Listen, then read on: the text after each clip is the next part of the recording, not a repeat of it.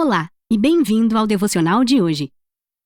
Nesta semana, estamos explorando lições bíblicas de liderança para pessoas comuns como você e eu. Com Cristo em nós, aprendemos que todos somos líderes. Todos somos chamados a representar com ousadia o caminho transformador de Jesus para um mundo que precisa desesperadamente dele. O tema de hoje é Vivendo uma Vida de Liderança. Estamos reunindo tudo o que aprendemos ao longo dos últimos 7 dias para construir um checklist de liderança. Um guia simples que pode nos ajudar a liderar como Jesus em todos os momentos de nossas vidas.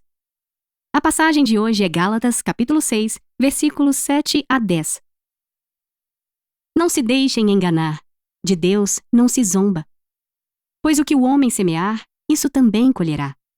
Quem semeia para a sua carne, da carne colherá a destruição. Mas quem semeia para o Espírito do Espírito, colherá a vida eterna. E não nos cansemos de fazer o bem, pois no tempo próprio colheremos, se não desanimarmos. Portanto, enquanto temos oportunidade, façamos o bem a todos, especialmente aos da família da fé.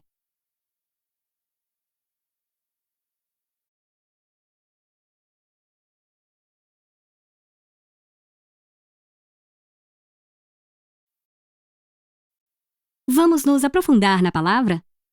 Enquanto a semana chega ao fim, reflita suavemente sobre as lições de liderança que encontramos nos últimos 7 dias. Com qual delas você mais se identificou?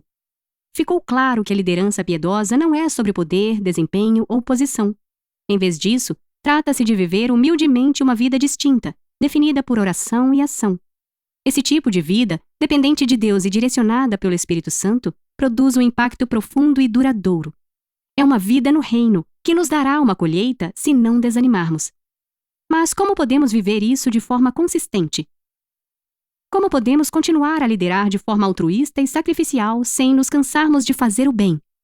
Bom, precisamos de um guia.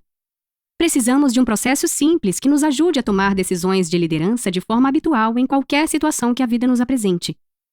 Se você prestou atenção aos títulos dos devocionais desta semana, notou que criamos discretamente exatamente isso. Um guia de perguntas para orientar sua liderança. Hoje, estamos organizando essas perguntas em um checklist. Essa lista ajudará você a processar com atenção qualquer situação que esteja enfrentando e guiá-lo a liderar por meio dela de uma forma que honre Jesus. As 6 perguntas são essas. O que você tem? Quem você conhece? O que você pode fazer? Onde você pode se manifestar? Como você pode se posicionar? E quem você pode servir? Se algum dia você se sentir preso, estagnado ou sobrecarregado na vida, fazer essas 6 perguntas ajudará você a seguir em frente. Elas o direcionarão a focar no que você tem, em vez do que não tem. Lembrarão você de pensar de forma criativa, motivarão você a agir de maneira prática e te impulsionarão a apoiar os outros. Acima de tudo, essas perguntas e as histórias de onde as tiramos ao longo desta semana apontarão para Jesus como seu líder e provedor supremo, aquele de quem toda a sua liderança flui. Reflita sobre tudo o que você está enfrentando hoje e como essas 6 perguntas podem ajudar você.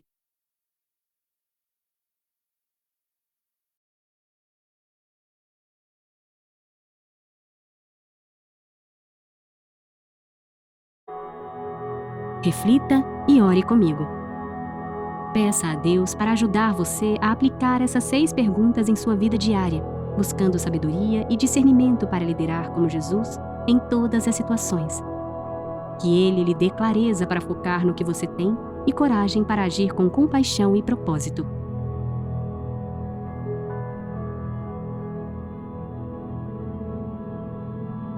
Neste momento de reflexão, pense nos desafios que você está enfrentando e em como cada uma dessas perguntas pode guiá-lo para encontrar uma resposta mais alinhada com o coração de Deus. Deixe que esses princípios direcionem sua caminhada e fortaleçam sua liderança.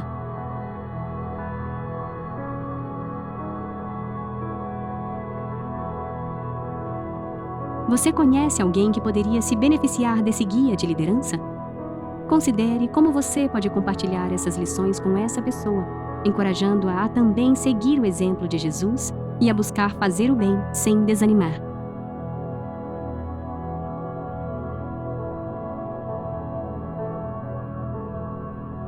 Vamos orar.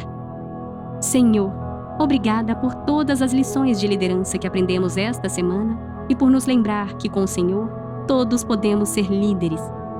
Dá-me a sabedoria para aplicar essas perguntas em minha vida, sendo guiada por elas a cada decisão e desafio que eu enfrentar.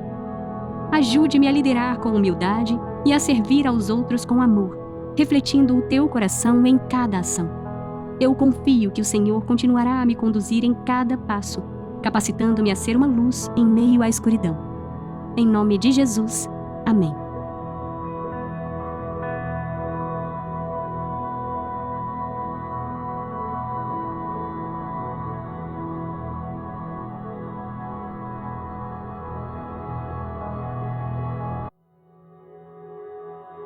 Olá, eu sou João Lúcio Tanuri.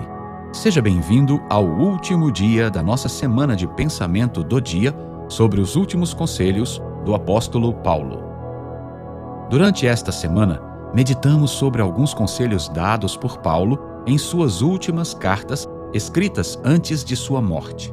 E hoje encerramos com a admoestação presente em 1 Timóteo 4:12b. Paulo diz a Timóteo: torna-te padrão dos fiéis na palavra, no procedimento, no amor, na fé, na pureza.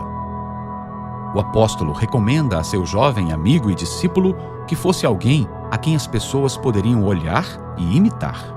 Alguém que seria exemplo e inspiração para os demais. Timóteo deveria ser padrão no seu apego e zelo pela palavra de Deus. Deveria ainda dar bom testemunho do Evangelho pelo seu comportamento.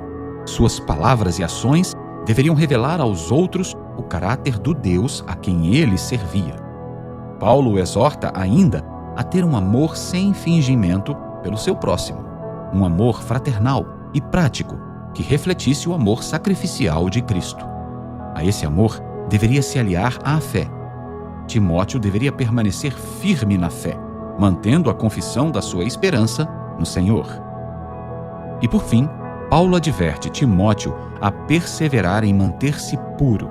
Ele deveria se esforçar para fugir das paixões da carne e buscar uma vida de santidade. Tudo isso pode parecer muito difícil aos nossos olhos.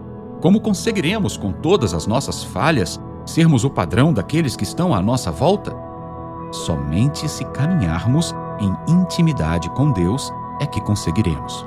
O próprio Paulo diz que as pessoas podiam olhar para ele e imitá-lo, porque ele estava imitando a Cristo. Jesus é o nosso padrão. Devemos manter nossos olhos sempre nele. Com ele aprendemos sobre o amor gracioso e dedicado de Deus, sobre mansidão, humildade, compaixão. Em Cristo, todas as virtudes se manifestam. Ele foi obediente e zeloso pela palavra e obra de Deus. Tudo suportou com perseverança e paciência. Confiou no Pai e em seu plano perfeito, mesmo em meio à dor. Eu e você somos chamados para seguir a Cristo e, à medida que caminhamos com Ele, nos tornamos mais parecidos com o nosso Mestre.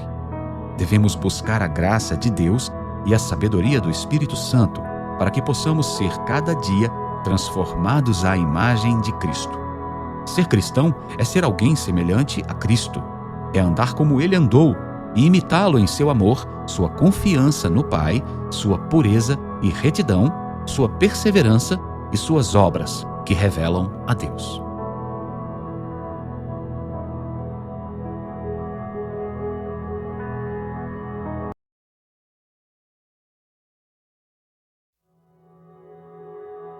Olá, eu sou Emily Barreto. Seja bem-vindo ao especial do Posicionadas aqui no Glorify.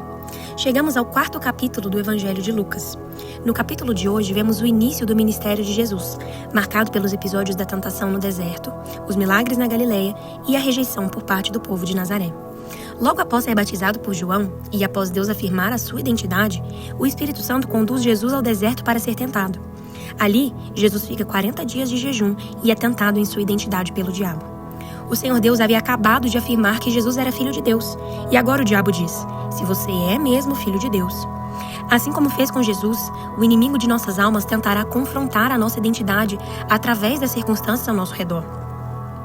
Por mais diversas que sejam as situações que nos cercam, devemos nos lembrar continuamente que nada é capaz de mudar quem Deus é e o que Ele diz sobre nós. As pessoas ao nosso redor nem sempre reconheceram a voz de Deus sobre a nossa vida e também poderão ser como pedras de tropeço para nos fazer questionar nossa missão. Assim como o povo de Nazaré que não tinha fé em Jesus como Filho de Deus e diziam: mas esse não é o filho de José? Quando isso acontecer, lembre-se que nenhuma voz externa pode ser maior do que a voz de Deus sobre a sua vida. Logo depois desse período em tentação, a Bíblia relata que Jesus volta no poder do Espírito e começa a fazer milagres e curar os enfermos. Aprendemos aqui que o jejum é uma ferramenta poderosa para a manifestação do poder do Espírito Santo através da nossa vida. Ele nos ajuda a mortificar a nossa carne e a estar mais sensíveis ao Senhor. Neste dia, assim como Jesus, seja encorajado a viver firmemente a sua identidade e a viver ousadamente no poder do Espírito Santo, o qual você recebeu quando se tornou filho de Deus.